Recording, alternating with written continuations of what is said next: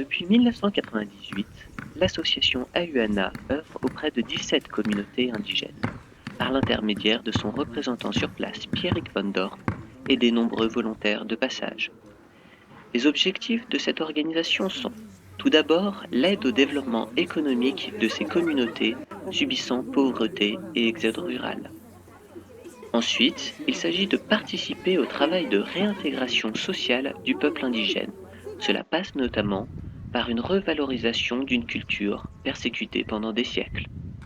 Parmi ces communautés, celle de la Moya a bien mesuré les menaces économiques et sociales qui pèsent sur l'avenir de son village. Elle a donc décidé de s'investir dans le tourisme communautaire. Pour le développement de la communauté, on a travaillé à un musée sur le thème des montagnes avec les légendes, les croyances, l'histoire de ces montagnes qui nous environnent ici. Ce musée, mis en place il y a 2 ans, constitue une vraie richesse pour les touristes désirant plonger au cœur des croyances quechua. La situation idéale de la communauté au pied du Chimborazo, plus haut sommet d'Équateur, lui confère des paysages magnifiques et un potentiel exceptionnel pour tous les amoureux d'authenticité. Cependant, son isolement et son absence de structure d'accueil font obstacle à la venue de visiteurs. C'est à partir de ce constat que toute la communauté s'est de nouveau mobilisée autour d'un projet de construction d'auberges.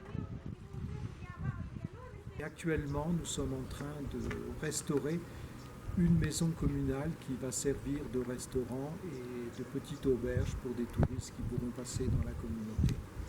Cela aidera beaucoup la communauté dans son développement économique et pour conserver sa culture et son histoire. Merci.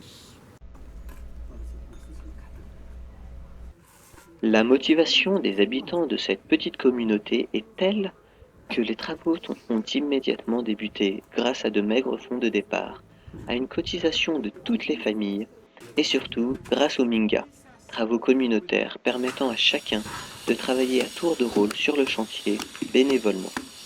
Les volontaires de passage d'Ahuana sont également mis à contribution. Ainsi, la construction avance à pas de géant, mais les fonds s'épuisent malgré une main-d'œuvre gratuite. La collecte de fonds servira principalement pour le toit et tout le premier étage, de manière à pouvoir terminer tous ces travaux-là le plus rapidement possible et que la communauté puisse commencer son projet de tourisme communautaire.